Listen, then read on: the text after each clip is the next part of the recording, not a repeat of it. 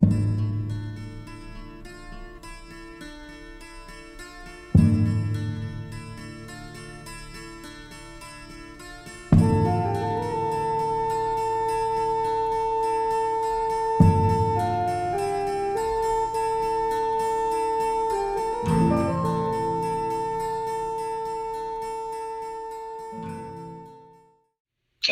No, there's a bunch of. I pull up Site 1, and you said Site Sure. 1 blue. Yeah, June of 1963. I mean, like, I'm sitting there. We'll just go by me looking at it if you're not looking at the pages. I mean, it's all exterior, obviously, if the Site blue, but I mean, the Site topside looks okay. I mean, the doors aren't blown off, so I'm kind of wondering if it blew. Why didn't it blow the doors like at Chico or? Oh, it did. It initially blew the doors 100 feet away from each direction of the silo. Okay, so they refurbished the Site post? No, they just, at some point after the salvage went through, salvagers, there was a certain salvage company called Magna Gila. I hope I'm saying that correct, out of Pennsylvania. They came out and did all three of our blown up sites. I also believe it went to the Frederick site, also in Oklahoma, the fourth site that blew up. So they came out and put everything just as it was? That's pretty cool. No, I mean, there was no way. I mean, my gosh, it's Christ. The word had it that the stories that it burned for 3 or 4 days.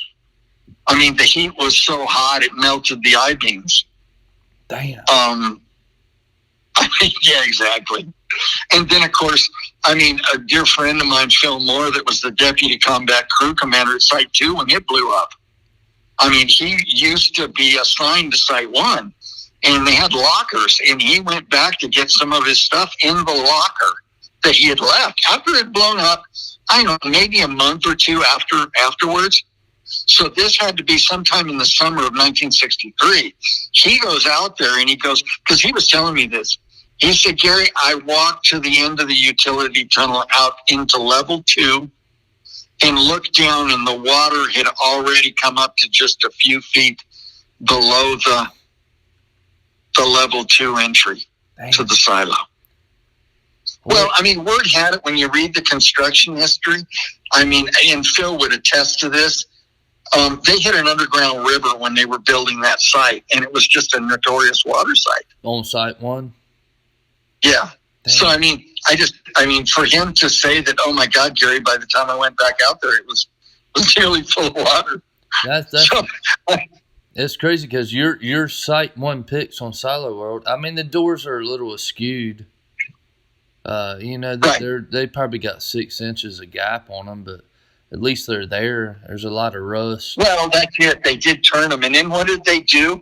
You'll notice in the center of the door, they drilled a line and put a 6-inch casing going all the way down to the water. And for years, the oil drillers would come out there and pump the water because they needed so much water. Is that the PVC looking thing? And pump the water out of the site.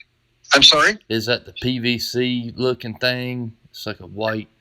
Oh no, there's a big. Yeah, exactly. It's a big steel pipe. Yeah. You know, for the longest time when I was there with my father. This would have been like 85, 86, maybe 84. I came out here with my dad after I graduated, and we were hanging out. It was spring break, and so we went to all the sites. And my best friend was still at finishing up his last year.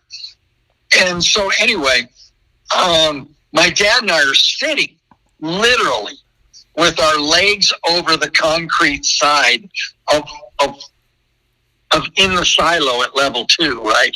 And our legs are dangling maybe 2 feet above the water, right?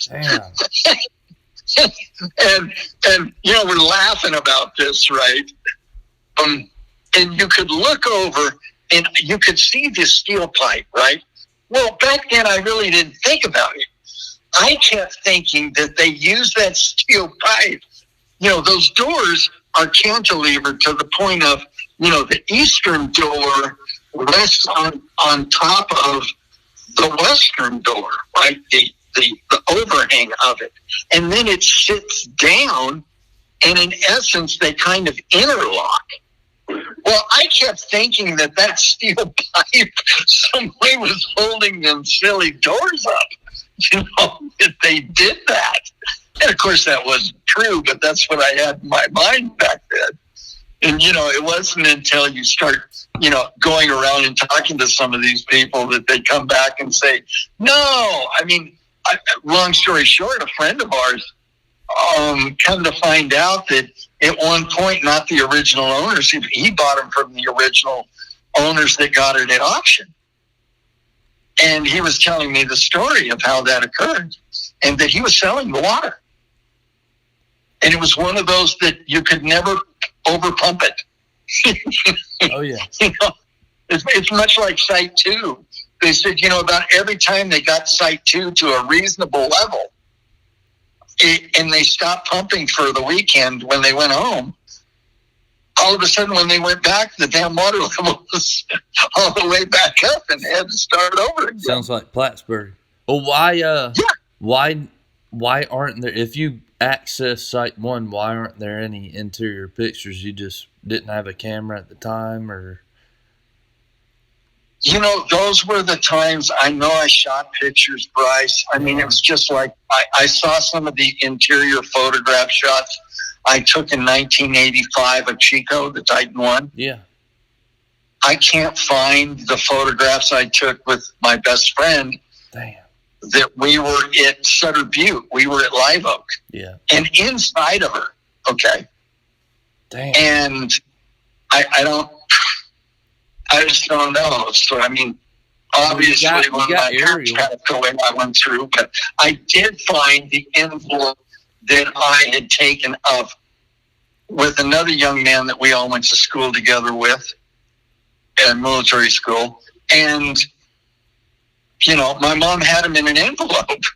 And I was going through some of their stuff, and I come across that envelope, and I was just laughing to myself going, all these years, I thought I'd lost those, right? And here my mom had them in an envelope. That's how it works most of the time. Yeah, exactly. I mean, moms and dads are really that way. That's right. They hold on to everything. I mean, you got the aerials here, and I'll say there's like a huge-ass mound. I mean, the access road looks probably a quarter of a mile, and then there's a huge mound on the left of ground.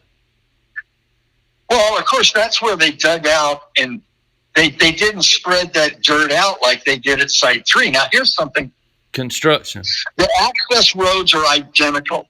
Site 1 and Site 3 could be so easily mistaken because Site 3 didn't have the hill of dirt. Damn. And the only way, for the longest time, if you go back to the construction photographs on Siloworld, you can honestly tell the difference is across the highway, we have the railroad, and the railroad went around to the other direction away from Site 1. And so when you see the aerials, even when you can't make out the hill of dirt, if you can't see the railroad, it's Site 1. So this, and then keep in mind, I had airplanes. And now, of course, those are the days before drones. I mean, and 4K. Looking back on it, I would have loved to have had a drone. But this mound of dirt that we're looking at in the aerials for Site 1 is from construction, and it was left there for operational. Yeah, and look, it's like Site 11. Site 11 has its hill of dirt, okay?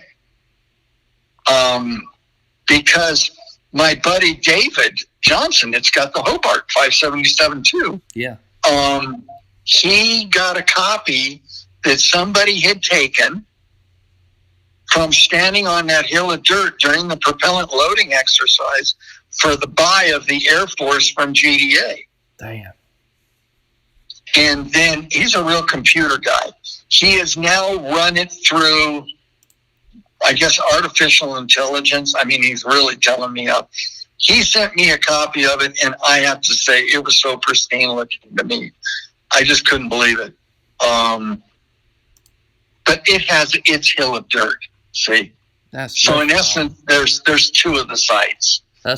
Site 3, as you're going into it, it's slightly above grade on the left of the access road. I believe at some point a lot of the excess dirt was just simply spread out. But keep in mind, see, Site 3 had its runway. Site 9 had a runway. Site 6 had a runway. They're the 3 furthest out sites. So I'm not sure, could they have used that dirt in other applications? Absolutely.